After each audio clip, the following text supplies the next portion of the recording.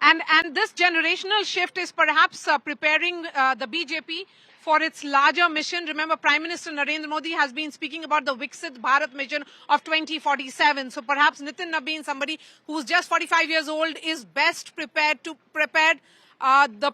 for the party to lead in future. Let me bring in Sajjan Kumar as well. Sajjan, the name of Nitin Nabin did come as a surprise to one and all. There were several names doing the rounds. There was this sense that perhaps there was disagreement between the RSS and the BJP leadership, and hence the name was agreed of someone who comes from the background of the Sangh.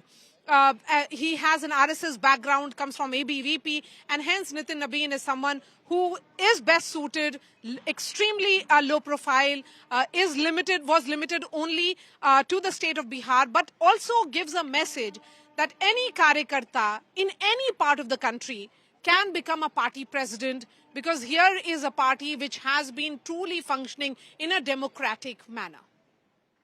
Yes, Maria, and more importantly, if we see the pattern, what happens when a party becomes hegemonic, that is, the party has a track record of winning elections for a long time, there is always a fear that within party an oligarchy of leadership emerges, and that oligarchy somehow shadows the new generation of leadership. So you see, BJP since its foundation in 1980 was dominated by the trio of Vajpayee, Advani, and Murli Manohar Joshi, and thereafter emerged another big wigs, Rajnath Singh, Gadkari, Venkaiah Naidu, and thereafter others. So what happens whenever you think of it, it seems that there are a set of 5, 7, 8 top leadership who are always considered to be the best suited candidate for the top post. Now that creates an oligarchy within the party, and when the party expanding eastward, as you said, northeast, and also down deep south, so certainly there is a need to break that oligarchy, but that is a risk.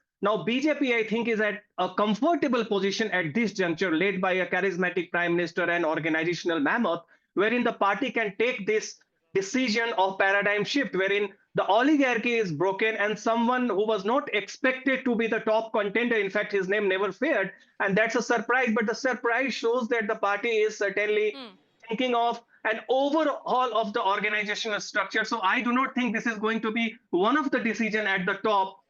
Mind it, this may be the beginning of a new era wherein entire party structure may be overhauled, and thereby you make party more representative. The oligarch, that is the 5, 7 leaders who are always considered to be the best bet for a post, and people keep on guessing it.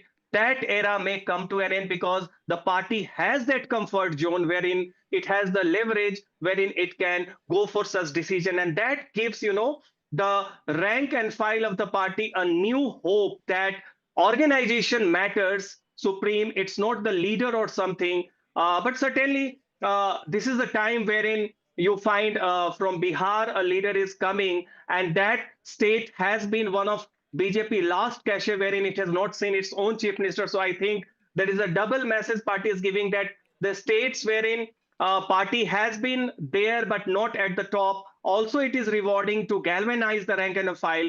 And besides that, it's as Nirja ma'am said, it's the beginning of a new era for the organizational overhaul, not just generational change, not just for the post of president. Mind it may be the beginning of a pattern. Yeah.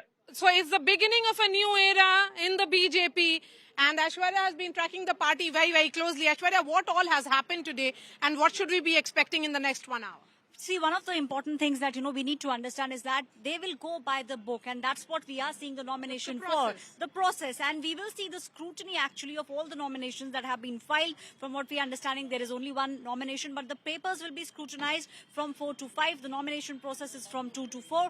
And then we will see there is a very important press conference, Maria, that will take place at 6:30 today.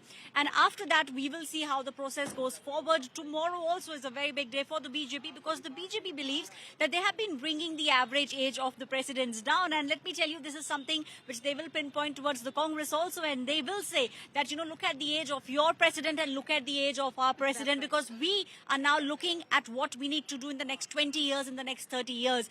And the sense, Maria, that I have got so far is the fact that there are certain states, we all know about those states, where the BJP has not been able to form the government. Case in point, the state of Tamil Nadu, the state of West Bengal. The BJP now believes that they have certain bastions. Those bastions are there. But the ones that they now need to look at, the new fortresses that they now need to look at, they now need to make sure that they have governments. That's something that we will see. And a transition of sorts. Let me tell you, it's not just Nitin Nabin who will become the youngest president. We will also see a young blood being infused. The team that will come in, that will also be a rather dynamic and a rather young team. So a young team is what is expected. Nitin Nabin will be, deciding his general secretaries of various states. He'll also have a say in choosing his entire head of various cells of the BJP, be it the foreign policy or the media cell, the communication cell. But Aishwarya, in terms of process, right now, even because both of us are at the BJP headquarters, Home Minister Amit Shah, Defence Minister Rajnath Singh, Finance Minister Nirmala Sitharaman, all top ministers are present. Chief ministers of all states of the BJP are in attendance except for Devendra Fadnavis, who's already reached Davos.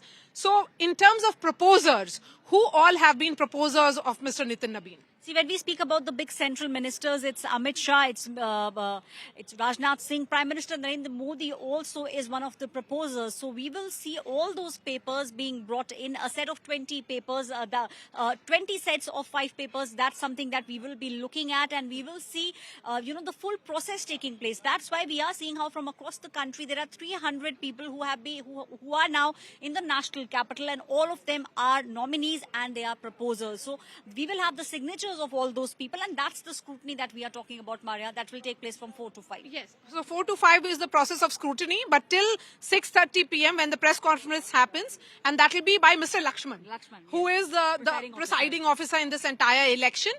So a proper democratic exercise is being undertaken by the BJP here. Remember, they have been speaking about them being the largest political party, the biggest political party in the entire world.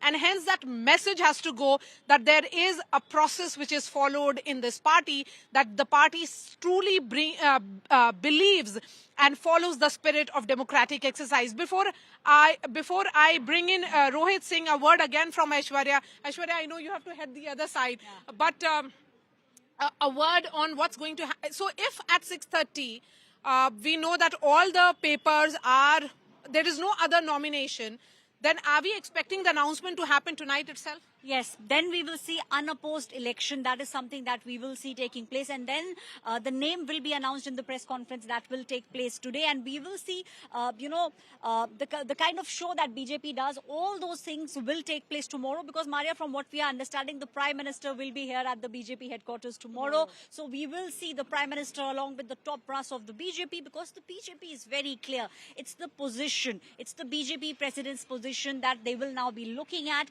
And all the important decisions from now will be taken by the president. They will now make sure that the kind of change attributed to and the kind of change that the BJP is hoping for.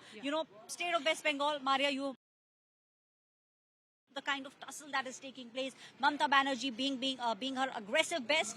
The state of Tamil Nadu also, M.K. Stalin has been taking pot shots. So these are difficult states for the BJP. So they now need to make sure that the wheels are churning. They now need to make sure that the machinery is ready. And we will see important decisions, Maria. Let me tell you, in the next 15 days, we will see dramatic changes taking place and important decisions coming in from the BJP. And possible cabinet reshuffle as well. We have been long anticipating that. When will the cabinet reshuffle happen? Perhaps that announcement can happen as well.